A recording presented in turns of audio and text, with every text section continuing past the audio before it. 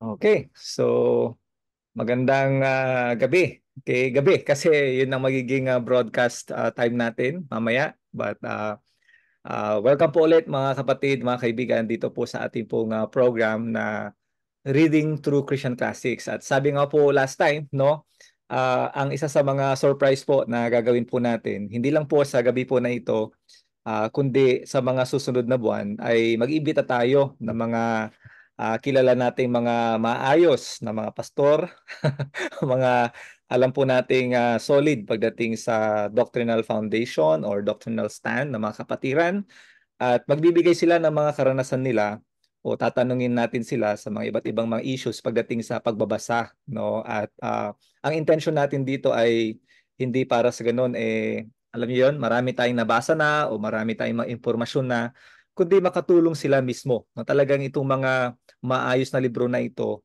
ay nakikitaan ang epekto nito sa buhay ng mga ilang po mga kapatiran. And so, pinagpala tayo ngayong gabi dahil nga ang kasama natin ay hindi na ho sila kumbaga malayo sa church natin sa San Carlos at hindi na rin ho sila ganoon na ka-foreign sa atin dito sa Guiding Light. Gusto ko pong i-introduce po at again no, pinagpala po tayo na pinaunlakan po tayo nila Pastor Manny at si Brother Bernard sa gabi po na ito sa ating pong program. Si Pastor Manny po ay siya po ang isa sa mga pastor po sa Guiding Light Christian Church Dagupan. 30 minutos po from Guiding Light San Carlos at isa po siya sa mga tinitingala ko noon na hanggang ngayon naman, no? Mga leader po namin dati sa ating pong dating iglesia, no, yung ating pong youth ministry, no. So si Pastor Manny po, siya po rin po ay tumatayong kayo po ba ang ministry head po ng YA ngayon, Pastor? Overseer ng YA. Overseer po ng Young Adults Ministry po ng Guiding Light Dagupan. Ang ministry head kasama mo sa Alaminos ngayon eh. Okay, okay. Sorry po. Ayan, so yan po. Tapos syempre po kasama po natin ngayong gabi po si Brother Bernard Rosario. By the way, magkapatid po ito pong guest po natin ngayong gabi. Ha? Nagulat. Kapatid pala. Gulat pa po yung isa. Magkapatid pala kami. Hindi kami magkamukha. Ayan, magkapilido lang. Anyway, si Brother Bernard po, isa po siya sa mga kaibigan po namin. Nasa family rin po. No, kami po nung kapatid ko pong isa. And schoolmate po namin actually. Pareho tong magkapatid na ito. But ang naabutan ko po ay si Brother Bernard. Ahead po siya ng 1 year. At isa po siya ngayon sa mga leaders po ng ating pong iglesia sa Guiding Light Christian Church San Carlos. Katuwang ko po siya sa pagtuturo ng salita ng Panginoon sa mga kapatiran po natin dito po sa San Carlos. So good evening po mga kapatid and welcome sa ating pong program po sa Reading Through Christian Classics. So isasantabi po natin yung pagbabasa po natin kay Jeremiah Burroughs at ang babasahin po natin yung kaisipan po nitong mga malalalim na kaisipan nitong dalawang magkapatid na ito, si Pastor Manny at Brother Bernard. So, kumusta po kayo mga kapatid? Hello, good evening sa ating mga manonood. Good evening Pastor Jason at good evening rin sa aking kapatid na nasa kabilang kwarto, kabilang silid. At gusto ko magpasalamat Pastor Jason sa pag-iimbita mo sa amin at ang bibigay mo pa na paksa ay isang paksa na gustong-gusto nating pag-usapan. Kaya frustrated ako nung sinabi mong 30 minutes lang ang discussion nito. Depende yan sa magiging takbo ng ating usapan kung aabot ng isang oras. Brother Bernard. Okay, magandang gabi po sa ating lahat. Kung yung kuya na nasa kabilang kwarto ay frustrated sa 30 minutes, may frustration din ako nung sinabi ni Pastor Jason na magbabanggit kami ng 5 influential book. Sabi kong ganun, but 5 lang. Yun naman ang frustration ko. It's really also an interesting topic para sa atin, ang mga libro. At medyo mahirap tuloy pumili ng 5 libro lang. Ano po, kasi medyo marami-rami naman po talaga ang ginamit ng Panginoon para hubugin tayo sa kung paano tayo lumakad bilang Kristiyano po sa ngayon. Ano po. Amen. Nonetheless, salamat din po, Pastor, sa pag-imbita po sa amin. So kung si Pastor Manny frustrated siya sa time, si Brother Bernard frustrated siya sa Quantity. sorry. Oops. Ako frustrated ako paano ko ngayon i-broadcast ngayong gabi. Anyway, sige, let's go, let's dive in po no dito po sa ating pong topic po no. And again no, ang purpose po natin is to encourage the other believers po no, mga yung aabutin nitong broadcast po natin on reading godly books or Christian books no. And ito po ang premise po na ito ba number one na tanong ko po sa inyong dalawa. So, how does reading godly books or Christian books important to Christian living? Kung gaano ba kahalaga ang pagbabasa ng mga magandang libro na paano ba ito makakatulong? Ano ba ang kahalagahan nito sa buhay ng isang mananampalataya? So unahin natin yung kuya kasi syempre siya yung kuya, di ba? Pastor Manny, ano masasabi mo doon sa unang tanong na yon? Ang kahalagahan ng mga aklat sa Christian life ay sapagkat tayo ay people of the book. At ibig sabihin ay tayo ay we are fed by literature. Tayo ay lumalago sa iba't ibang paraan sa pakikinig, sa personal na pagtuturo ng iba. Pero yung aklat, it will always play a role sa atin bilang sa ating growth kasi isa rin yun sa mga feeding. Hindi naman natin pwedeng makaharap. Halimbawa, J.I. Packer ay katabi mo. Pero because of the privilege na mayroon siyang mga aklat, ay mayroon tayong pagkakataon na makilala yung mga godly influences, to remember the leaders who spoke the word of God to you. Yung exhortation na imitate their faith ay magagawa natin kahit sa limitations ng printed ay nakakarating naman yung kanilang influence sa atin. Yun lang muna. So yeah, actually maganda yung sinabi po ninyo na yung imitate them or yung imitate principle. Mahirap gawin yon kapag physical na nandoon yung mga tao, syempre hindi na magagawa yan. Imposible na yon. Sa iyo, Brother Bernard. Okay. Magandang gabi ulit sa ating lahat. When it comes to books kasi, I read books as an acknowledgement that I don't know a lot of things. I don't know Greek. I don't know Hebrew. Therefore, although gustong-gusto natin pag-aralan ang salita ng Diyos, merong limitations. Isa sa mga limitations na yon ay yung original meanings nila ay hindi ko naman talaga, I cannot dig into them by myself. Hindi ko kaya. Yeah. Help. At salamat na lang sapagkat God has given the church some pastor teachers. At sinasabi rin naman yan ng Biblia. At itong mga pastor teachers na ito ay nagsulat ng mga libro, and they know Greek, they know Hebrew, they are more equipped and more experienced than I am. At dahil dyan, kapag binabasa ko yung mga outputs nila, parang alam ko na rin ang Greek, parang alam ko na rin ang Hebrew, and I can dig into meanings na maaaring hindi ko kayang maintindihan kung ako lamang. So it's also a sign of humility when you acknowledge that you don't know anything, you don't know everything, that you need help from these godly people. Salamat sa mga output nila. Sa sinabi na rin ni Pastor Manny kanina, hindi mo katabi si John MacArthur, hindi mo katabi. So you have a distance ng mga godly people na to, pero hindi lang distance by distance ng geographically. When it comes to time, when you talk about John Owen, when you talk about Jonathan Edwards, so hindi lang sila malayo sa atin by place, pero meron din yung mga godly people na malayo na sa atin by time, and they are already dead, and thank God na merong mga na-preserve na mga trabaho nila, which can equip us also in serving the church. Yeah. Actually, isa rin sa mga magandang sinabi nga, even sa ating pagbabasa ng Biblia, there's that time na I think 2 Timothy chapter 4 verse 13 nung sinabi ni Paul kay Timothy na nung nakakulong si Pablo, bring the books, no? And I think malaking principle 'yon in terms of yung mga bagong Kristiyano o mga bagong tipan na mga Kristiyano, nagre-refer back po sila doon sa Old Testament books. And somehow that's the principle of yung kung gaano kahalaga pagdating sa mga printed books, no? Hindi lang ito in terms of malaking tulong sila, acknowledging yung kanilang mga ginawa, but even sa atin, I like what Brother Bernard said na it is an expression of humility also na maraming hindi natin alam. And so with that, experientially sa inyo, gaya ng napag-usapan natin bago tayo mag-record, yung mga frustrations, bakit lilima lang yung sinabi mo, Pastor? Okay, so unahin natin si Brother Bernard. Ano yung, kumbaga, 5 books, no? Siguro yung top 1, ihuli natin. So, ano yung pang-5 muna, and then pang-4, pangatlo, pangalawa, ihuli mo natin yung pinaka number 1 na naging impactful na libro sa buhay mo. So, ano yung 5 books at bakit ito? Kumbaga, bakit ito yung number 5? Bakit ito yung number 4? At anong impact nito sa buhay mo?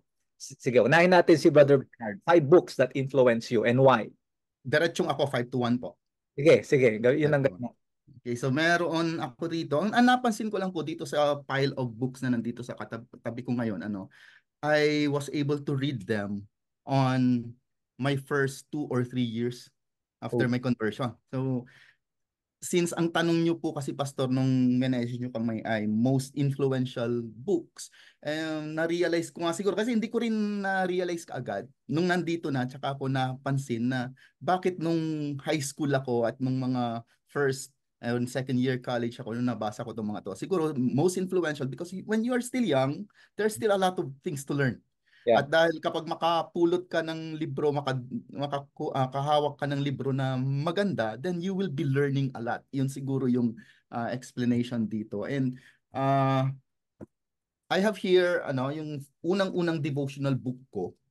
Weird kasi it is a gift that I received from a high school friend on the very first year ng conversion ko, My Utmost for His Highest ni Oswald Chambers. Habang yung mga kaibigan ko noon nagbabasa ng Daily Bread, nagbabasa ng kung ano-anong mga devotional book, ito po yung binabasa ko. At I must admit na hirap ako na I read it very slowly kasi medyo malalim yung English, tapos medyo mahirap unawain. Ang masasabi ko, since it's a daily reading for a year, walang ako masyadong mababanggit siguro na how did it impact on me, particularly on a certain subject. Pero yung day-to-day sanctification siguro ng Diyos sa akin, napakalaki ng itinulong ni Neto. Actually, I binabasa ko yung kanina for the day, June 3, and na-amaze ako na meron pa akong highlight doon, and it has blessed me again. So again, another book na, see, this is my number 4 now. Another book that was impactful and influential to me nung aking kabataan ay ito. It is a book by Walter Kaiser and Moises Silva. Ang title po niya ay An Introduction to Biblical Hermeneutics. It's weird kasi sa aking kabataan, it's a reference book pero I cannot recognize it as a reference book. No, kukunin mo na lang sana every time kailangan mo. Ang ginawa ko binasa ko siya sequentially mula sa cover to cover itong book na ito. It taught me a lot with regards to biblical interpretation. Doon ko na-realize na pag nagbabasa ka ng Biblia, hindi mo tinatanong na what does this verse mean to me. Yeah. It's not really about you when you read the Bible. Ang tanong ay, it's not what does this verse mean to me? What does this verse mean? And that's it. Kung ano yung sinasabi ng verse. Ang dami-daming concepts dito. By that time na hindi ko maintindihan, napaka-technical siya sa akin. Pero I praise God na tinuruan niya ako at least man lang na when you look at the Gospels, iba when you look at the epistles, iba when you look at the narratives. Pinakita sa akin ng Diyos na mayroong iba't ibang genre at iba-iba ang rules in reading these different verses and passages of the Bible. Ang laki ng naitulong niya sa pag-prepare ko ng Bible study messages at even later on mga preaching. So yon, an introduction to biblical hermeneutics. Number 3.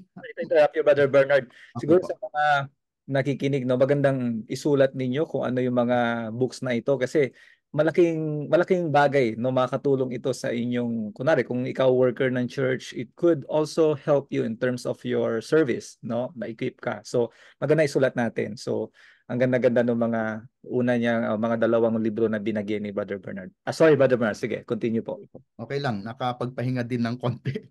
My third book, nag-iba na ng cover pero hindi ito yung yung version na edition na binasa ko, ano? Yung first edition na binasa ko, hindi ko alam kung ano nangyari, na ipahingi ko yata. Uh, Meron akong bago dito, it's already the revised edition at parang hindi pa nabubukla. So hindi ito talaga yung nabasa kong una, The Supremacy of God in Preaching by John Piper. Ang impactful sa akin, hindi lang siya sa preaching, kundi sa lahat ng ministries, yung Trinitarian view of the ministries, the glory of God as the goal of your ministries, the glory of God, the ground of your ministry or preaching is the cross of Christ, and the gift of your preaching or of your ministry ay Holy Spirit. The Holy Spirit, the Godhead, all the persons, the three persons of the Godhead ay active in our ministries, at napakalaki ng impact ng libro na to and how I view ministries, preaching in particular. Hindi pa po ako noon pastor. I am not really into preaching ministries but that time, pero nung binasa ko ito, at least ay na-transfer ko siya doon sa youth ministry kung saan kinabibilangan ko pa siya noon, that even hindi siya preaching, it is a youth ministry, the same thing. The goal is the glory of God, the ground is the cross of Christ, and the gift is the power of the Holy Spirit. Ang ganda po nito, basahin po ninyo ito. And Nice. two, dalawa pa po, Pastor. So meron tayong Atmosphere is Highest, tapos An Introduction to Biblical Hermeneutics, then The Supremacy of God in Preaching. I love this book, number 2. Yan, J.I. Packer, Knowing God. Again, I was really young, batang-bata ako noon. Nung sinulat pala ito ni J.I. Packer, ang talagang purpose niya ay para sa mga seminary students. Yung target niya, and it landed on the hands of 16, 17-year-old na boy. Pero when I was reading it, J.I. Packer wrote very well na yung target talaga niya na seminary students ay pwede namang basahin ng lay people. So itong Knowing God na ito, tumaas yung tumayog yung paghanga po talaga sa Diyos. Doon mo mauunawaan what do we mean by omnipotence and the love of God and His faithfulness at iba't ibang attributes ng Diyos. I really love this book, at kung meron lang sigurong panahon para basahin ulit, kasi hindi ko na siya nabalikan, then it's so wonderful to reread this book. So, tinatawag siyang contemporary classic by that time, pero ngayon ay talagang classic na siya. Siguro. Okay. Then lastly, the very, para sa akin, most influential book, it's also the very first book that I bought with my own money. Although yung Knowing God at yung The Supremacy of God in Preaching, at actually yung apat ay binili ko rin with my own money before. Yung at most kasi niregalo sa akin. Ito ang kauna-unahang libro talaga ni incalculable impact on me. Yeah. Ashamed of the Gospel by John MacArthur. I was again too young when I was reading this, Ashamed of the Gospel, na mali pa ako ng pagkakaintindi sa title. Because I was involved in a youth ministry before, tapos merong mga sakit sa ulo ng mga kabataan, so materialistic, so worldly. So naghahanap ako ng book about materialism. At nabasa ko to, ang subtitle niya, When the Church Becomes Like the World. Baka ito yun about materialism, to how to address. Yun pala, it's about pragmatism. And God in His sovereignty, arrange things that I would be misinterpreting the title, and yun pala he will be shaping me with this book. Noon, I'm already confident with my salvation. Pero because of this book, naintindihan ko what justification is. Justification pala ang tawag doon. Conversion pala ang tawag doon. Yung faithfulness mo in the Word of God, in doing ministry, not results-based. Ito po ang nagturo noon sa akin. At hindi lang yun, ang dami-dami pa niyang sub-areas na binago sa buhay ko. Siyang nagpakilala itong libro na to nagpakilala kay Spurgeon sa akin, which is also one of my favorite books sana, pero hindi nasama sa top 5, The Forgotten Spurgeon, na hinihiram ko pa dati sa Guiding Light Dagupan Library. Si Kuya Manny nag-uuwi dito. Galing ng Dagupan, binabasa ko to, may spiritual hero. Siya ang nagpakilala. And it's weird, United Methodist po ako noon. Ito po ang binasa ko, inintroduce ni John MacArthur sa akin si Charles Spurgeon, at dito kay Charles Spurgeon, siya ang nag-introduce sa akin kay Whitefield at Wesley. Bilang isang Wesleyan, weird na una ko pang makilala si John MacArthur at si Charles Spurgeon bago ko makilala si Whitefield at si Wesley. Ito pala yung palagi nila nababanggit na John Wesley, something like that. Ito rin ang nagturo sa akin somehow ng siguro yung initial seeds ng monergism, kasi hindi pa ako fully Calvinistic by that time sa soteriology ko, pero dito sinabi niya that it's the Holy Spirit's work, ang conversion ng tao. Ito rin ang nagbigay sa akin ng initial seed din siguro ng expository preaching, na dapat ang pagtuturo ay hindi lang basta-basta pagtuturo, but you exposit the passages. Basta ang laki ng impact nitong libro na ito sa akin. I also want you to read, mga listeners and viewers po natin. Grab a copy of this. Nice. So actually kung 10 yan, marami pa yan. Kung 20 yan, marami pa yan. But maganda yung mga pinakita ni Brother Bernard, and we're praying na talagang makatulong sa ating lahat, no. Yung number 5 ay yung My Utmost for His Highest. I think si Oswald Chambers yun, Brother Bernard. Oswald Chambers. Yes, and then top 4 ay yung Introduction to Biblical Hermeneutics, Walter Silva and Walter Kaiser. Yeah. Pangatlo ay si John Piper, The Supremacy of God in Preaching. And then pang-apat ay favorite ko rin yan, bro. Knowing God. Anong libro ko Kinuha ko. Okay, so actually, that's the all-time favorite ng halos marami mga totoong mga Kristiyano, no? Knowing God, J.I. Packer, and then ng number 1 ni Brother Bernard, Ashamed of the Gospel. So, praise God po. Kung mayroong sigurong na top 0.5. Mayroon pa siguro, but of course, alam natin. Ako dito, pero project ko na lang. Ayan, so actually, I like that also, yung book na The Forgotten Spurgeon ni Ian Murray. Ian Murray ba yun? Siya ba yung So, ganda-gandang mga libro. Pastor Jason, naaalala ko nung mamatay si J.I. Packer, nag-post ka ng Knowing God, na nagkaroon ka rin, nagpahayag ka rin sa Facebook kung gaano ka-influential sa'yo si J.I. Packer. Kung pwede mo nang kunin yung time ko, Pastor Jason, na pwede mo nang paliwanag kung bakit influential yung kayo yung guest dito So, kayo marami magsasalita. Ako nagpa-facilitate lamang. Anyway, so sige. Actually, buti naalala mo yung Pastor Manny, no? Ang sharp ng memory po ninyo.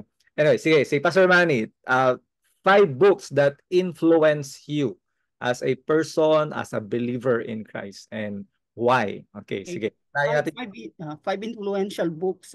Magbibigay ako ng preface. Kailangan ng background.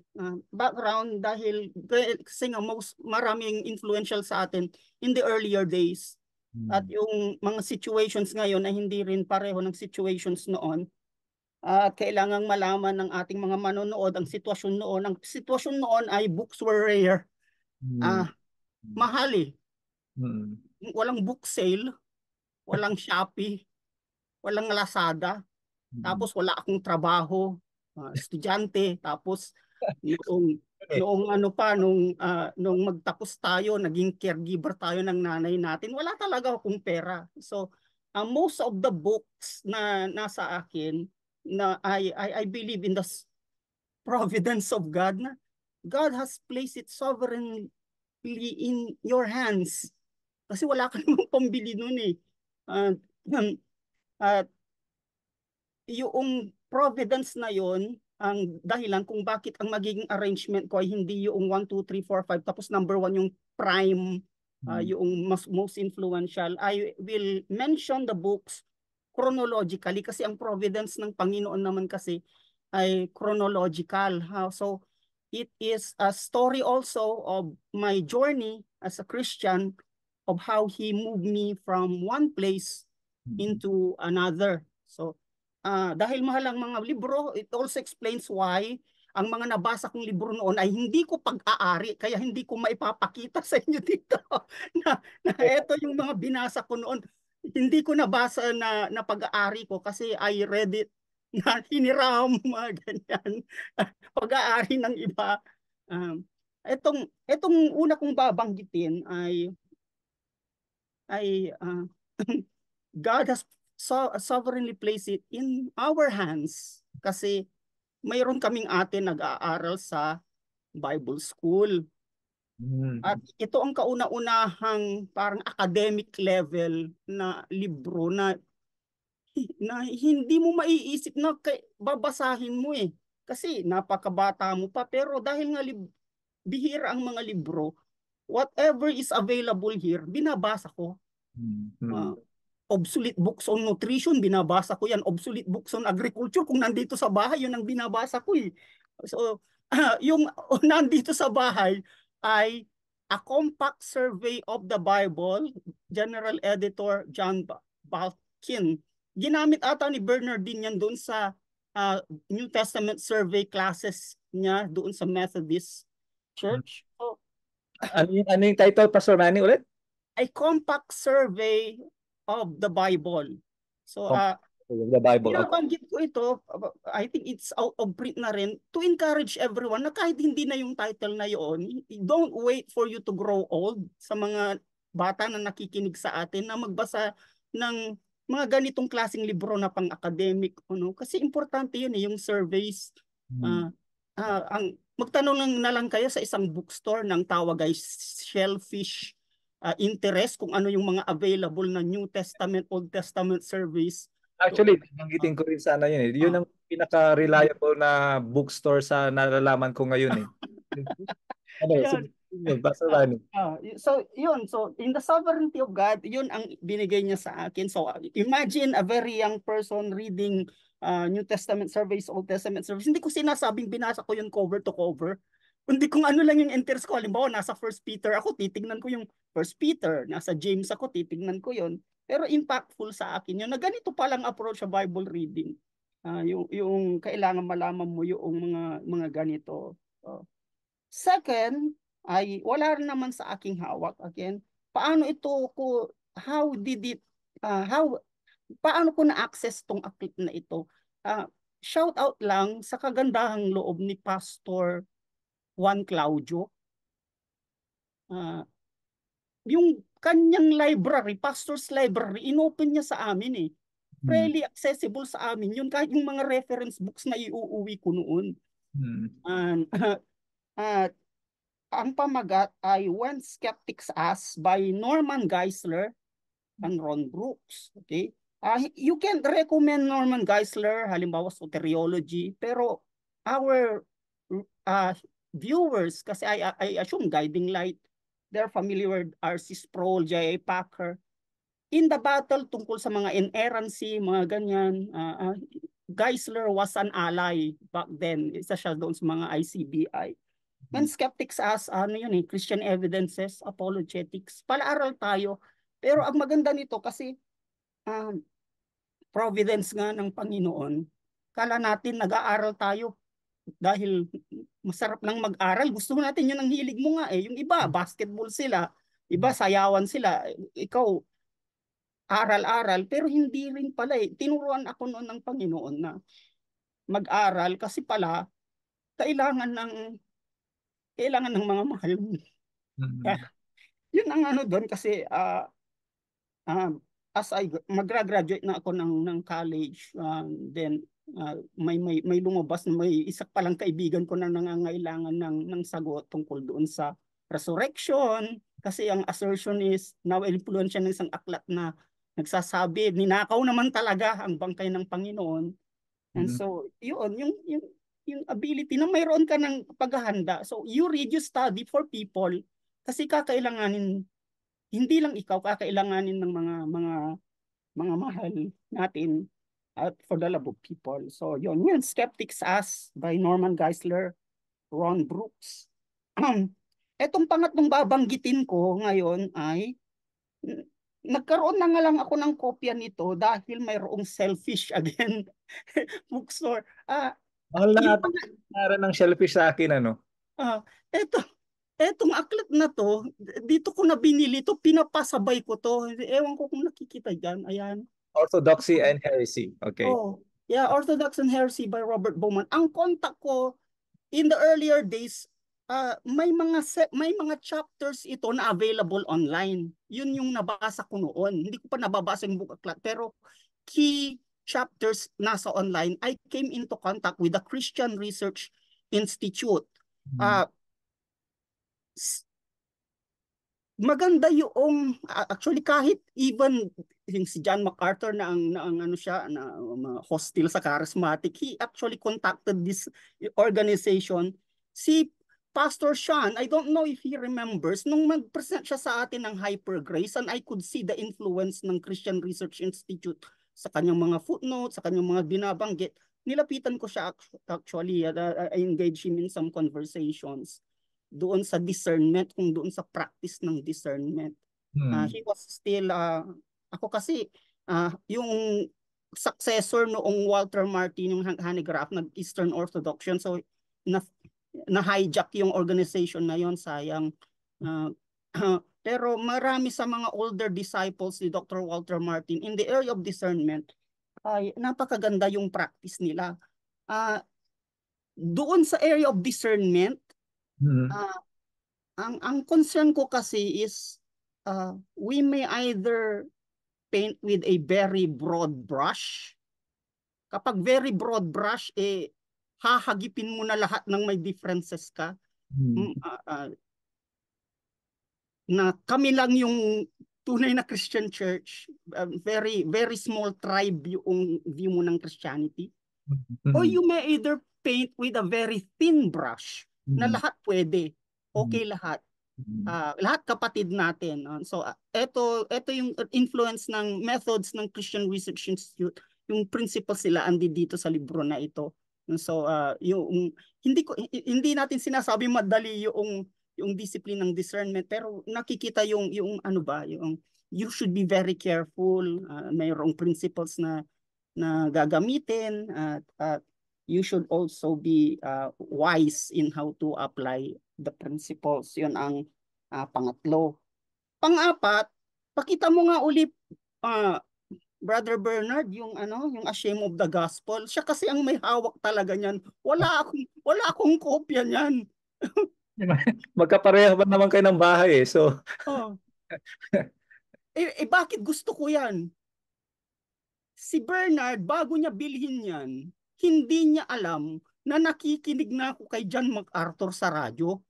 oh yeah, naalala. Actually, bago rin ituloy, malaki influence din actually yung ginagawa nyo noon kay nila Brother Bernard na nag-order kayo ng mga tapes ba? Mga tape pa noon eh, di ba? Mga freebie yun. Mayroon pang office ang GTY dito sa Pilipinas na magre-request ka kasi for sale pa ang mga tapes noon eh. Yes, yes. Ngayon, kung yung contact ka, magre-request ka, so nakarating sa'yo yung mga tapes ko, Pastor Jason. Actually, kasi nga, ang bukang bibig nila Brother Bernard noon, kasi officer ko si Brother Bernard noon, dadaan sa post office. Naririnig ko palagi yan kasi nga alam ko dinidisciple din nila ako noon time na yon, 'di ba? Parang piniprepare. So, bakit ano bang meron sa post office? Doon ko nabalitaan na you were subscribing to GTY. So kaya may mga tapes na hindi ko alam kung may nakahiram ako, but interesting sa akin yun. And then doon din ginamit ng Lord. Nagkaroon ng opportunity to hear about John MacArthur nga. Anyways, sige. Feel free, Pastor Jason, kung gusto mo magkwento ka lang. Sige, nasa top 2 pala. Nasa top 2 ka pa lang eh. Sige. Ang-apat na yun ang banggit ko. Yeah. Ang-apat na yun. Shame of the Gospel. Nakikinig na ako, so I'm familiar with the ministry of John MacArthur, expository preaching. Pero ang nagawa pa rin yung aklat na yun kasi yung confidence sa akin, kasi iba yung impact ng libro rin sa atin eh. Yung impact sa akin, yung sufficiency talaga na hindi mo kailangan ng gimmick. Maging faithful ka lang doon sa word. Maging faithful ka lang doon sa gospel. Hindi mo kailangan ng gimmick. I think yan yung yung mga height ng mga mega churches yan na kung ano-anong gimmick para dumami. And so yun, yung lasting principles kasi yun eh. Na hanggang ngayon sa ministry mo ito pa rin. Tapos pag nararamdaman mo na parang nalilihis tayo ng landas, parang hindi na tayo word-centered, yun ang naaalala ko, Shame of the Gospel, na balik tayo sa scriptures. It is sufficient to convert people. It is sufficient to sanctify. Di natin kailangan ng mga gimmick. Yan ang influence sa akin. Again, yung appendix niyan, yung appendix ng tungkol kay Spurgeon, maganda rin yun. It introduce you. Tapos, ang impact sa akin nung kay Spurgeon kasi, there are some things na you should draw the dividing line. Magpasya ka na, kung gospel na, kasi downgrade controversy yun eh. Noong nung lumayas si Spurgeon sa Baptist Union, na an organization that he loves na, hindi pwede. So, ito Europe kasi ito, I think it's liberalism. Bago sinamation sa Amerika, problema na yung liberalism sa Europe.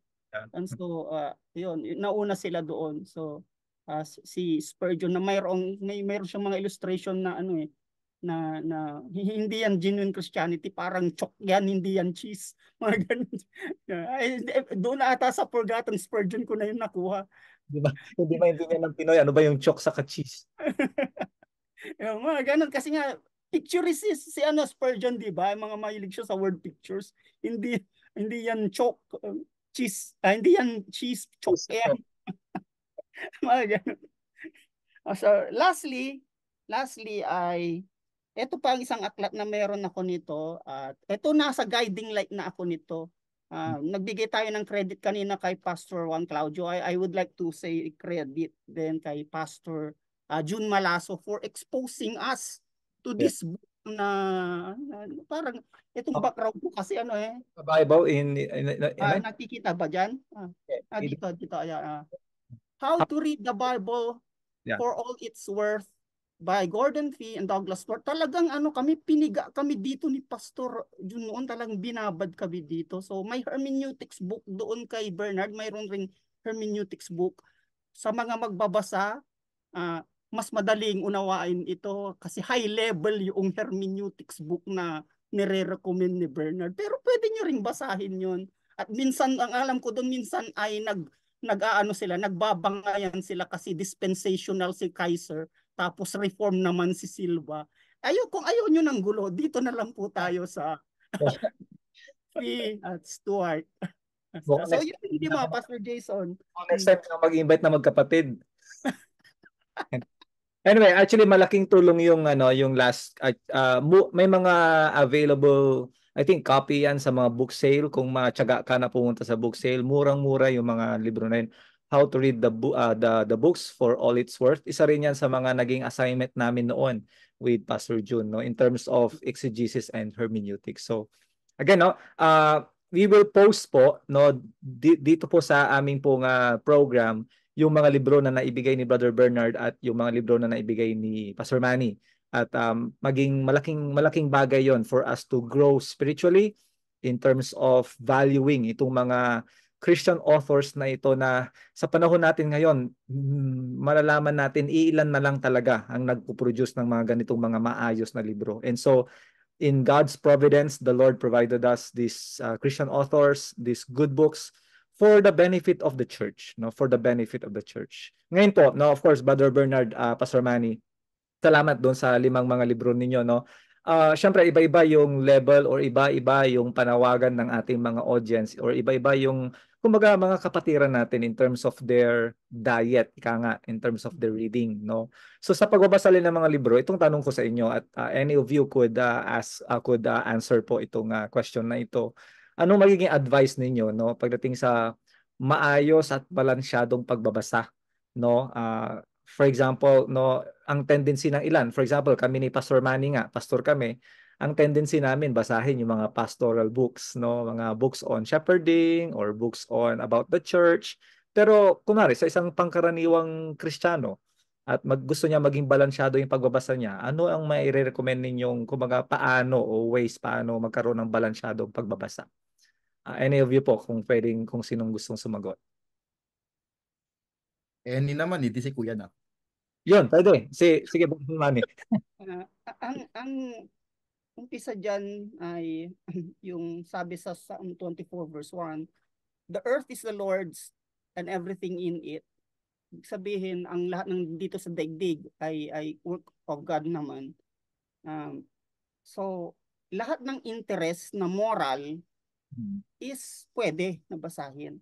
And so, may iba't ibang interest na ibinibigay sa atin ng Panginoon. May iba-iba siyang binibigay na hilig. We can pursue those interests without guilt as long as we know that we are submitting to the Lord. Kung mayroong ideas tayong nai-encounter na salungat sa Biblia, ang Biblia pa rin ng supreme magpapasakop tayo doon. Pero yung creation mismo, mathematics, yung area ng economics, ganyan, politics, dito sa daigdig, there is nothing inherently wrong. Pero remember na dahil sa pagpasok ng kasalanan sa sanlibutan, mayroon tayong mga may encounters na kailangang isubmit sa authority ng Word of God. I think you should think ng ano ba yung mga interest na ibinibigay sa akin ng Panginoon. Baka may mga nakalimutan ka na, baka puros Christian books ka na rin. Ano ba yung mga hilig mo nung high school ka? Ikaw ba mahilig ka ba sa mga mga art diyan, mga ganon? Walang masama doon. You could pursue these things, and ayaw natin yung yung tinatawag na tunnel vision. Tunnel vision is ito na lang nakikita mo, isa na lang eh. Hindi mo na you can't view the wider world na napakakitid na noong area ng knowledge mo. We want depth in the Word of God. We want to grow deep in it. Pero yung world rin natin, in application of the Bible, kailangan mo rin ng perspective ng wider world na nilikha ng Panginoon. Yeah. Yun muna. So actually yung isa sa mga yung binabanggit ni Pastor Manny, isa sa mga naging interest ko rin nung nag-uumpisa ako bilang bagong Kristiyano ay mahilig talaga ako sa history. Hindi yung kwento ng kapitbahay tungkol sa ibang buhay.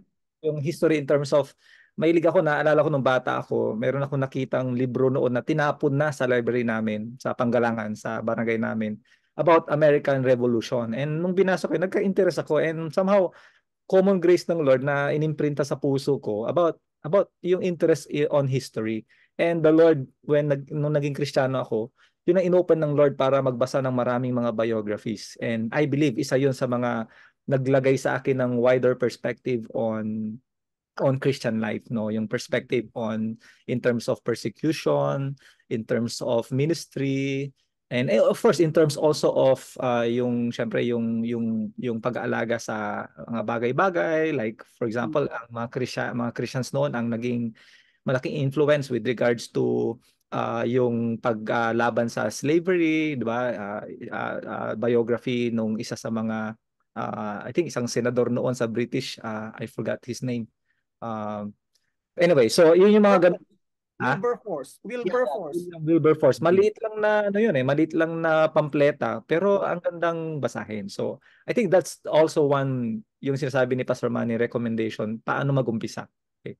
Sa iyo Brother Bernard, anong Actually, yung mga points na sasabihin ko ay kay Kuya Manny rin lang naman galing. So sinabi niya kanina, what is interesting to you, don't feel guilty that you are reading things na interesado sa iyo. Pero sinabi rin niya kanina, at hindi lang siguro nabigyan ng diin, that if you love the church or you love some other individuals, ito rin minsan magdidikta ng what you will be reading.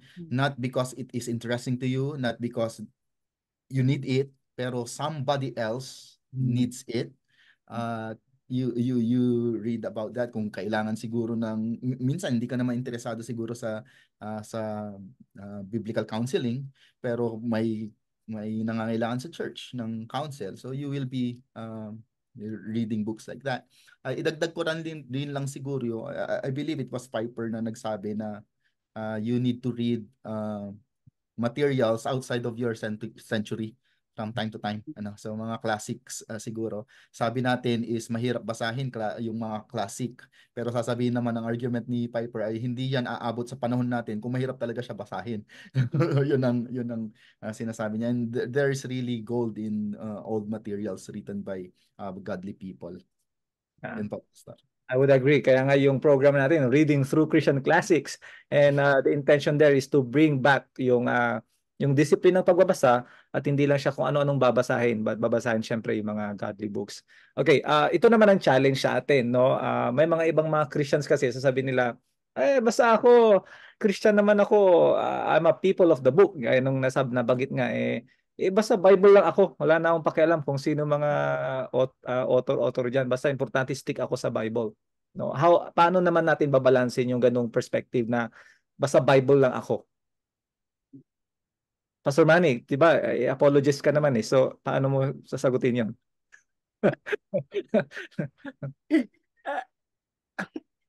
I think nakuha ko rin to kay Bernard eh. Narinig ko sa kanya to na comment eh. Na yung taken to the yung consequence ng sinabi mo. Parang sasakyan natin yung sinabi mo na Bible ka lang, ay hindi mo kailangan ng sinasabi ng iba. Kung Bible ka lang, hindi mo rin kailangan ng sermon. Huwag ka nang makinig kay Pastor Jason. Pastor Manny na. Bible ka lang. Mag-audio Bible ka na lang. Maraming mga audio Bible. Makinig ka na lang ng mga audio Bible. Sapat na yun kasi scripture alone tayo. Ang sola scriptura, doon tayo sa sola scriptura. Hindi yun ang definition ng natin kasi ang scripture alone kasi. Ang confusion doon sa sola scriptura is scripture lang, walang iba. Pero hindi yun ang ibig nilang sabihin sa sola scriptura. Meron silang tawag doon sa nuda scriptura, yung scripture lang talaga, yung wala kang ibang kailangan. Pero yung sola scriptura sa mga ninuno natin, actually they consulted those who were before them. They were heavy on reading Augustine of Hippo, mga ganyan. So they built on the theology na prior sa kanila. And so you could see na kahit doon sa issue sa reformers, ang chief issues doon, although mag-expand yan later, is justification by faith at saka yung authority ng scripture. Pero yung hindi nila binago lahat nung nagsulat na sila ng mga creeds. They retain the best theology of their era. Hindi nila ginalaw lahat yung mga kailangang baguhin. So you could see we're highlighting how halimbawa yung differences natin sa Roman Catholics, but actually we have so much in common with them. Yung Trinity, the doctrine of God, things like that, hindi nila binago yon, and because the reformers respected the formulations rin ng mga nauna sa kanila through the centuries, just like Saint Augustine of Hippo. Yeah. Sa iyo, Brother Bernard, paano mo sasagutin yung ganong klaseng perspective? Okay. Pag sinabi natin na Biblia lang tayo, walang ibang libro, Biblia lang tayo, it goes against the Bible itself. Kasi ang reading books is biblical. I will be quoting some verses here. Una siguro ay itong 2 Timothy. Uh, 2 Timothy 4:13. When you come, so it is an instruction coming from the Apostle Paul. When you come, bring the cloak that I left with Carpus at Troas. Also the books, and above all the parchments. So makikita natin doon na si uh, Apostle Paul, kung titingnan natin yung mga experiences niya, no, caught up to the third heaven, basically he has written the New Testament. So nagsulat siya ng majority of the New Testament, at siya ay nakaranas ng iba't ibang supernatural experiences, pero he was looking for books. I can also quote siguro yung binanggit ko na kanina, Ephesians 4:11, sabi niya doon, and he gave some apostles and some prophets and some evangelists and some pastors and teachers. Kapag sinabi natin na hindi tayo nagbabasa ng ibang libro, it is actually saying na God has not given teachers to the church. Hindi siya nagbigay ng pastors in the church. Hindi siya nagbigay ng mga godly people who can teach us. Pero nagbigay ang Diyos. These writers, these godly men, are gifts from God, and reading their books is acknowledging how gracious God is in giving us gifts of these teachers. Meron pa akong isa dito, Hebrews chapter 13 verse 7. Remember your leaders, those who spoke to you the word of God. Consider the outcome of their way of life and imitate their faith. Madalas kino-quote to ni Piper when he is writing biographies, ganyan. One way of imitating their faith is reading what they have written.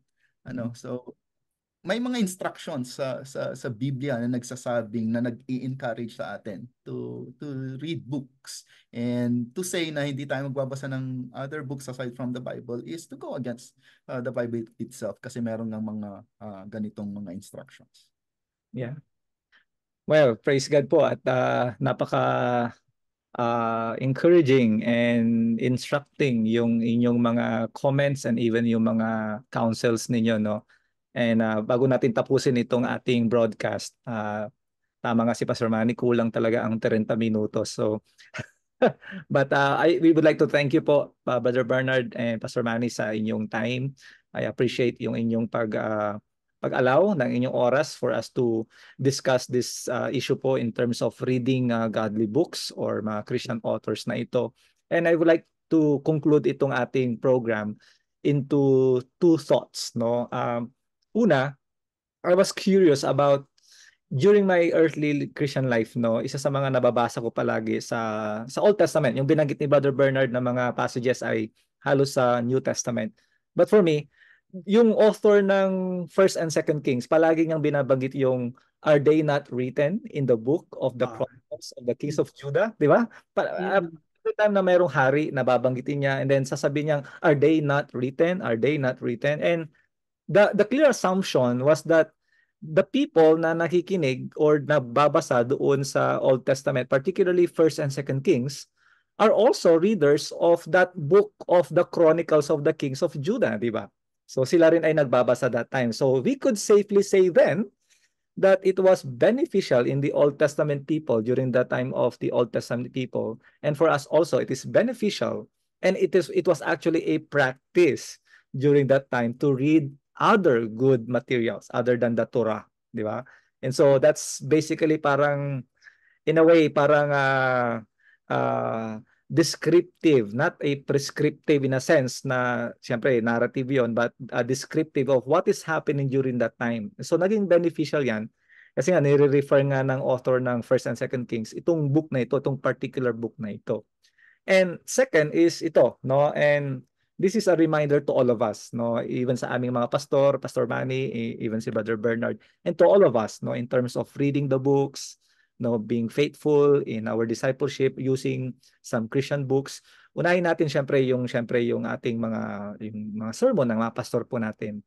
But be reminded na ang goal ng lahat ng pagbabasa natin is not so much to have kumbaga information so that we could say that we are intelligent than other people, no?